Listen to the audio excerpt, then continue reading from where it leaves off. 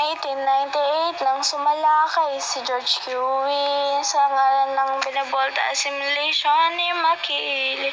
Ang paglaya sa Kastila ay agad na nawalong saysay dahil sa imperialistang likas yaman ng pakay.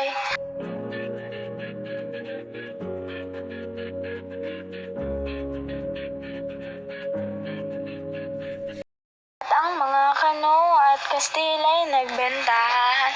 $20 million ang naging kabayaran.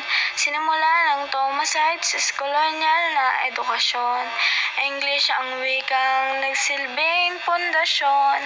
Ang magigiting na bayani ay pinabitay, tulad ni Felipe Salvador at Macario Sakay. Politika, ekonomiya at ang kulturang popular, sa puso't diwa English ang idinadasal.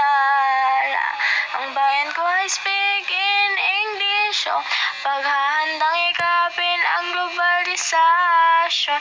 Nag-e-export kami ng manggagawat caregiver, mga graduates namin ay nasa call center. Pagkatapos ng World War II, party rights ang sumakal. At ang nagsilbing tanod ay ang mga base militar. Manggagawat magsasaka ay nalibing sa kahirapan at nabaon sa utang ang sambayanan. Ngayon wala ng base militar, wala na rin ang Thomasites. Ngunit may BFA at English King campaign. At ang mga paaralan, humahan ng profesional si nanay upang maglingkod sa mga dayong kapital. Ang bayan ko ay speak in English. Alipin kami noon hanggang ngayon. Nag-e-export kami ng manggagawat caregiver. Ang mga graduates namin ay nasa call center. At ang bansang Pilipinas kahit pa-agricultural, walang makain ang mga mamamayan. Ang aming isip, salita at gawa ay kolonyal.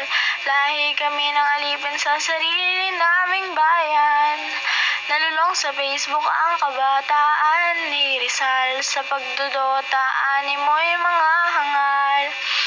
Politika, ekonomiya at ang kulturang popular, sa puso't diwa English ang idinadasal. Ang bayan ko ay speak in English, paghandang yakapin ang globalisasyon. Nag-e-export kami ng manggagawat caregiver, mga graduates namin ay nasa call center. Ang bayan ko ay speak in English, alipin kami noon hanggang ngayon. Ang pagbabago ang tanging solusyon, durugin ang kolonyal na edukasyon.